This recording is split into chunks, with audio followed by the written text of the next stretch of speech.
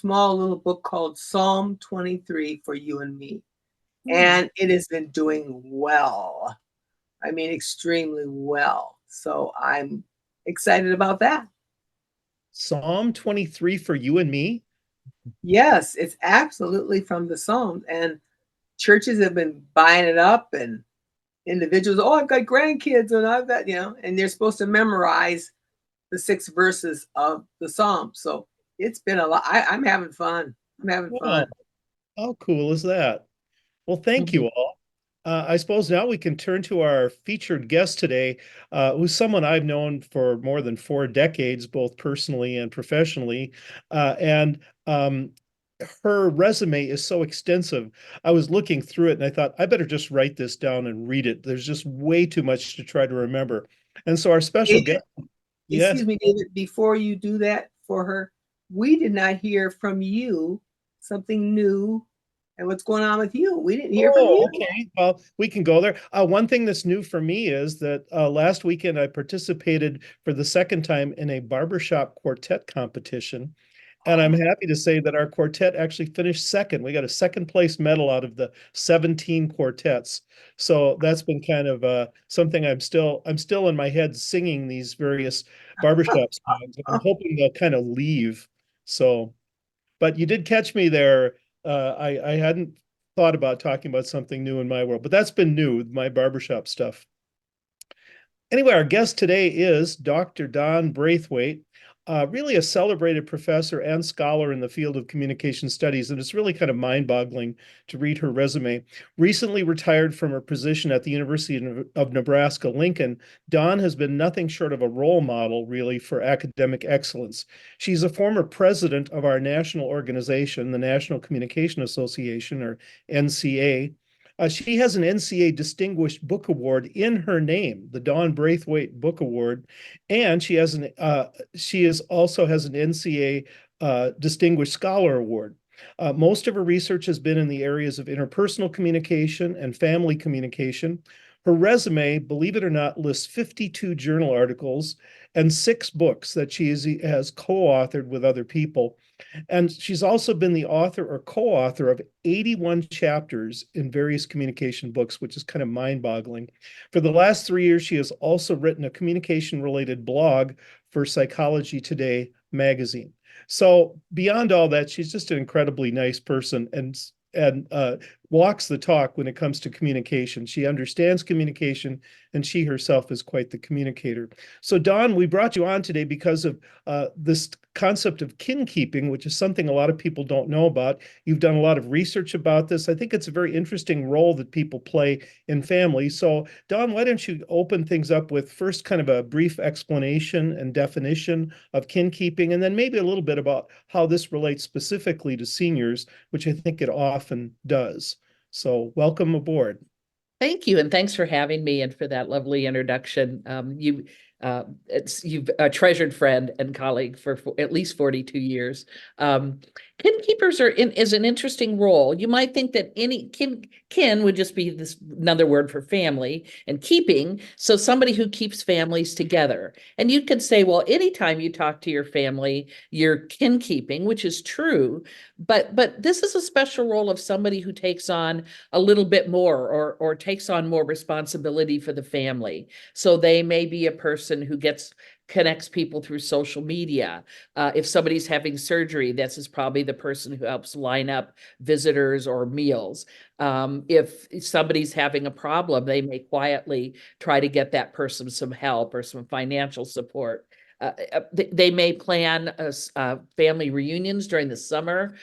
Sometimes they have a family newsletter or blog. So there's this person that's sort of the center of a wheel, if you think about all the spokes that might go out from them. And you can imagine that this role can be positive, and it also has some potential pitfalls as well, which we could talk about if you want. We found that family kinkeepers have been mostly women.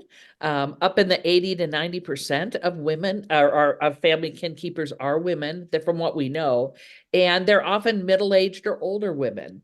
And for seniors, it's an interesting role. It can be a very vital role in a family that keeps somebody involved and relevant. And then as a senior, you also have to think about when you're not able to do that role anymore, who might be the next person in line. And I don't think that it's not an elected role, so I don't think that families talk about it very much or often have a name for it. And so it's just, they may even take it for granted until that person gets sick or isn't available. And all of a sudden they go, uh-oh, we don't know what's going on with anybody. So that's a little bit of a view, David, if that helps us get started, of what kinkeepers are. Questions for Dawn? I think that I can really relate to that kinkeeper that you're talking about. Essentially, I think I've been that person within the family. I studied genealogy and all of the different things that come about. The term kinkeeping has never been used within our family, and not even the word I think of when I think of the role in other families and my group of friends and our family. But in my mind, I think of it as the hub of the wheel, which is kind of how you described it. So it's the same term. But I'd be interested in hearing more about how those transitions come across, how those transitions might happen. That's not a question we ever asked in our research, so I don't know for sure. I think I can say, just having studied this and talked to people about it, I think a lot of times the transition happens when if the kinkeeper is older, or no matter what age they are, they're often middle-aged women or men. But as they age, or just somebody becomes sick, something happens, and all of a sudden, oh, we haven't had a reunion, and you're right, genealogies are a part of kinkeeping too. So sometimes it may be that the functions of this role are disappear for whatever reason, or somebody just can't do it anymore. People get sandwiched in between generations and they realize, that they just don't have time.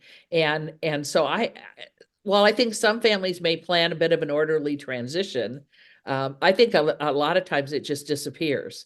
And then all of a sudden the family has to figure out how they're going to get information to each other, how they're going to keep each other apprised of things. Or somebody would have to take over the newsletter, or somebody would have to plan a reunion or whatever. Happens more organically. Yes, I think it does. Could I ask a question? When kinkeepers engage or organize an activity, is it consciously done for the purpose of, fulfilling your role as a kinkeeper? Or do you just say, well, let's get some people together next Saturday and have coffee or something like that, and it's just kind of a side effect of what happens? I think, Mike, it's both. Nadia, you just said it's organic. And I think sometimes you just do it because I'm a friend keeper for a lot of friend groups. And we were talking before the show. I don't think I'm really intentional about, oh, I have to keep everybody posted. I think it's just what I do. And I think, oh, they're going to want to know this. But I think other times it can be strategic, especially when something's coming up where you have warning. For example, that somebody in the family is going to have surgery, and you realize, oh, I want to get some help for that person. And, I may not even think about it as my role as much as this is just what I do. And so, and then in other families, I think they are more strategic about it. So I think the way you would know if you have a kinkeeper is if you found out that somebody in your family was going to have surgery, would you call that person, what we're calling the kinkeeper? And Nadia, I think you're right. I don't think families use this term at all. I don't think that most people have ever heard of the term. It's what sort of academics like. We have to call it something. So I think if that's the person who gets the call, then I think you would have a clue that you probably have a kinkeeper. It's something you say, that's not a term we normally use. Well, in our families, a lot of them are big mamas. And Yeah. she just invites us over, for Yeah. Sunday dinner. And Yeah. it's just a natural thing. Like Nadia said, it's organic. So Yeah. now that there is a name attached to it, is there also a salary attached to this? Yeah, we wish. I mean, that is one of the challenges of the role. There is a financial burden to it sometimes too. In the olden days, of course, when people had to pay for before cell phones, as those of us all the seniors that watch this program know, phone calls used to be expensive. And Mhm. so people that were kin keepers, but they often buy food, they often give transportation, they're the persons that pay in time and money. So no, there isn't a salary or a budget, I don't think. But maybe a family would chip in every once in a while. I think families should. One of the things I often talk about, I think that families ought to recognize and thank kin keepers, and I think every once in a while, throwing them a gift card or something and letting them, understanding that they do make a financial and a time commitment would be a nice thing to do. These roles So, can be rather thankless. yeah. So Don, is this something that's also related to introversion and extroversion? Some of us who are not drawn so much to always being engaged with people might not feel like we're well suited to be a kin keeper, yet somebody in the family system has to take on that role. And so is it typically someone who's kind of an extrovert or? Such a good question. I don't know. But I might guess that it is. We think about extroversion. Sometimes we think about people who like to talk, but really extroverts get their energy from people. And introverts get their energy. They have to kind of, withdraw and charge their batteries. It's a really good role for somebody who could be a little bit quieter in life because today you can use and our research tells us that people are mostly texting and using email and electronic means. But I think you're right, David. Probably it's more extroverted people who get their energy from connecting to others, if I had to guess. Yeah. Of course, with that, there's sort of a haunting element to this. I see myself largely, not entirely, as an introvert, but there is a voice in me that says, I really ought to be the kind of person who is more like a kin keeper. I need, especially once your parents die, there's Yeah. a sense that, ooh, that we've inherited a new position here that we never thought we'd be inheriting. And so Right. now we have to be someone who brings people together. So for example, this last Christmas, I took 37 or 38 of our VHS videos and converted them to a thumb drive so that other members of the family, kids and grandkids, would have a video record of a few decades of the time when they were in the family. And so I just felt an obligation to do that, but it doesn't always come naturally. I have to really work at it and see myself in a different way than I would otherwise. I think that's a good point. And anybody can do kin keeping functions. Like, for example, David, you perhaps can do this video and maybe a person doesn't do much else with it for years, so everybody can chime in and host a dinner or provide a meal or organize transportation for some people. But I think kin keepers are a person who does this a little bit more consistently. And it doesn't mean that they don't pass that off to other people. So I might call up David and say, gosh, you're really good with technology. And I've heard that everybody's got these videos sitting around, could you help us convert them? So sometimes the impetus might come from a kin keeper. Other times, it just may bubble up from an individual's, which sounds like what you did. Are you the kin keeper for your family, Dawn? Sorta, but I have a very small and divided up family. We're a step family. There's only 3 of us left, my stepmother, my stepsister, and me. And not everybody in there's talking to everybody. And so no, no, probably not. But I think if I take my cousins and other people in, no, I don't think I am. I'm sorry. I don't think I am. I'm not even sure our family has one. Well, I wonder if I could ask Candy to speak about a kin keeping project that she worked on along with our video editor, Beverly Crosby, which I understand was sort of a video documentary of, your 13 brothers and sisters. And it took a lot of effort and it was really wonderful. But Candy, could you just talk a little bit Thank you, about that? Mike. How did you know I was going to talk about that? Because I am number 9 of 13 children. And what I would really like to do, the next generation, which is my daughters and 39 other nieces and nephews, I would like to get them together because they really don't know each other. I talked to one of my nephews. I said, "Do you know my daughter Rashida? Do you know my daughter Jamila?" No, no. And I get that all the time. Where would you say I would start, Dawn, with this second generation that, oh, I mean, and like Mike said, we did the video and that kind of thing. But boy, this generation is kind of like, ah. So where would you say I kind of get something going there? I think because the next generation is more oriented toward technology, There you go.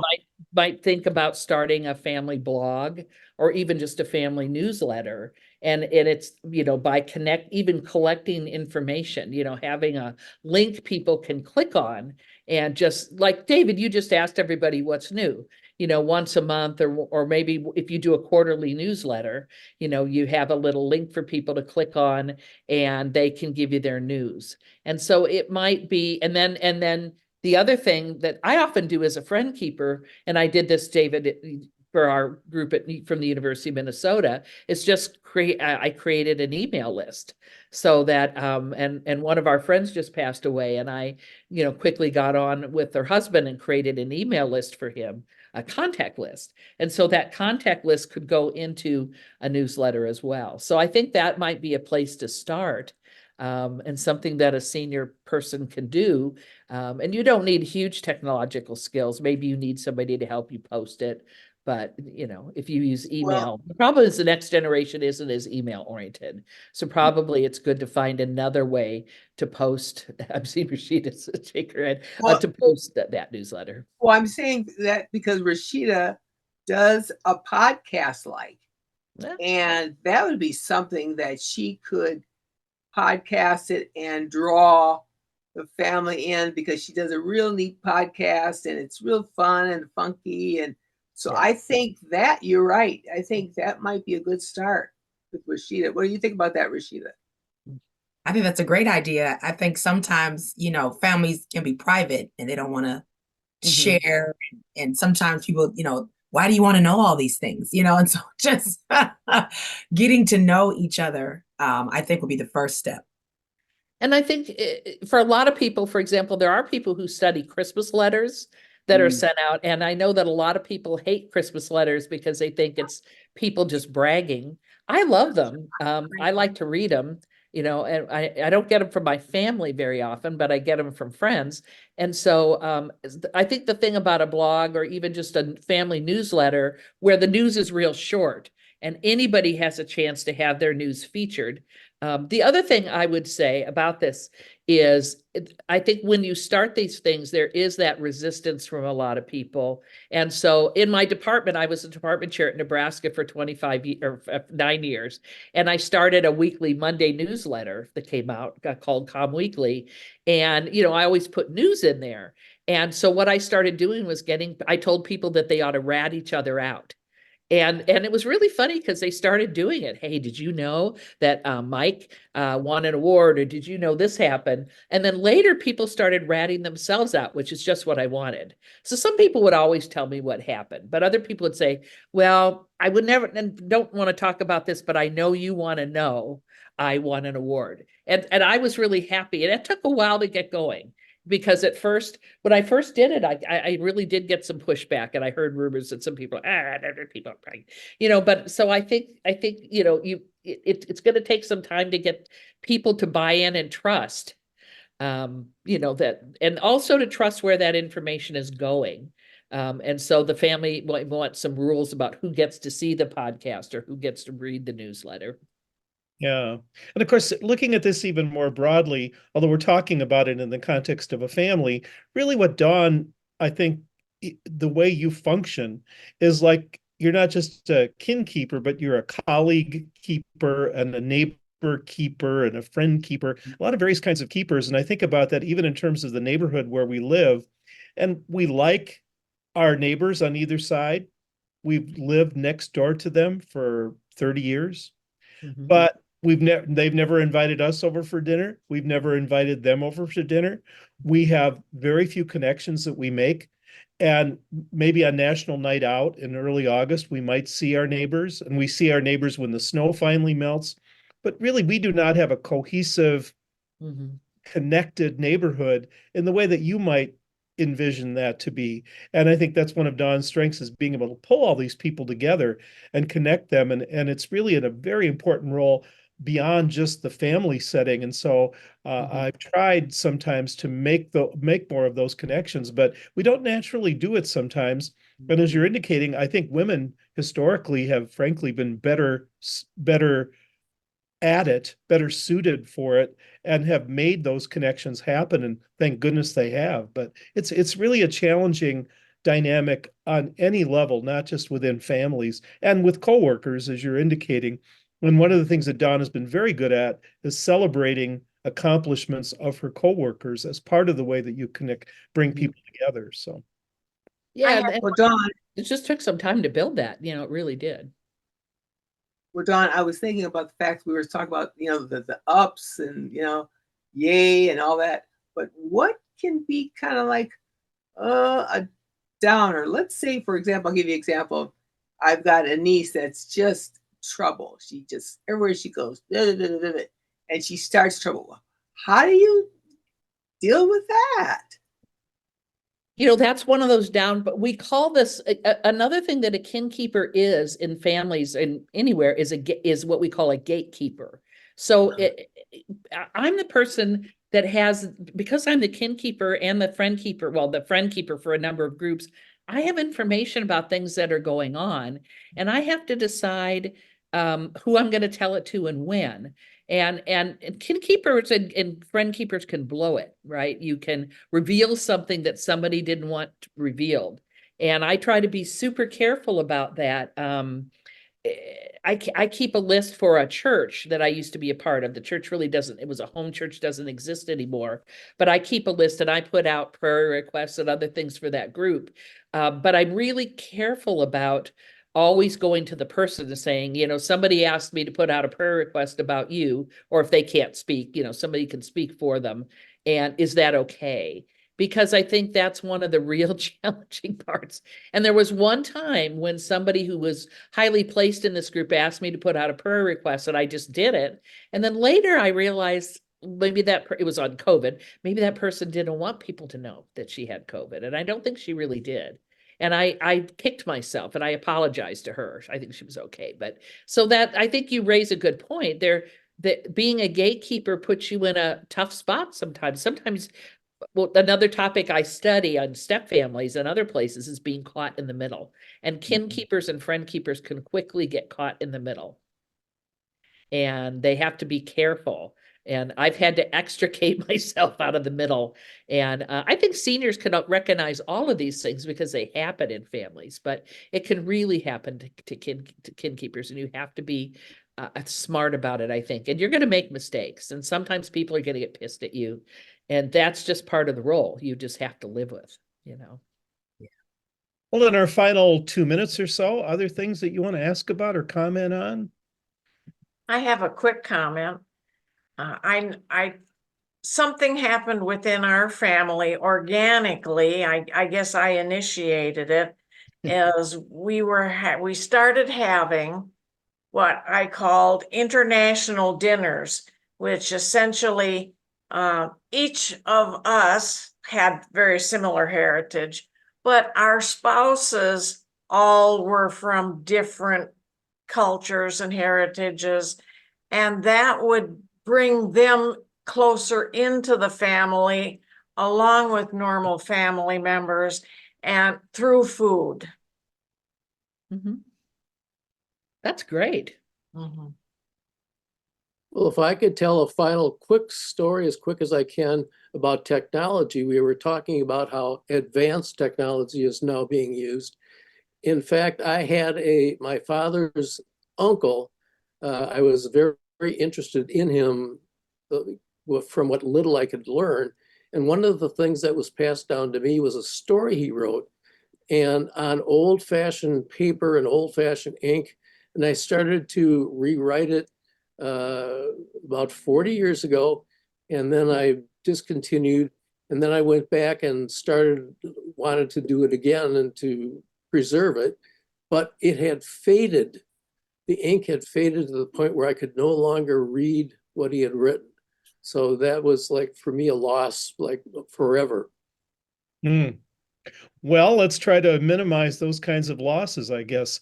You know, time has just whizzed by today. I don't know, Dawn, you made everything very exciting and interesting, and I wish we had more time. But the clock is our enemy, and we have to be done with this program today.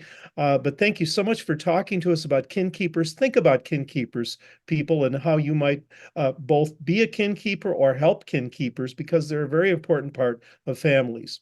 And so with that, let's say goodbye for this episode of Generations, and hope that you'll tune in next time for another fun episode of our program, Generations.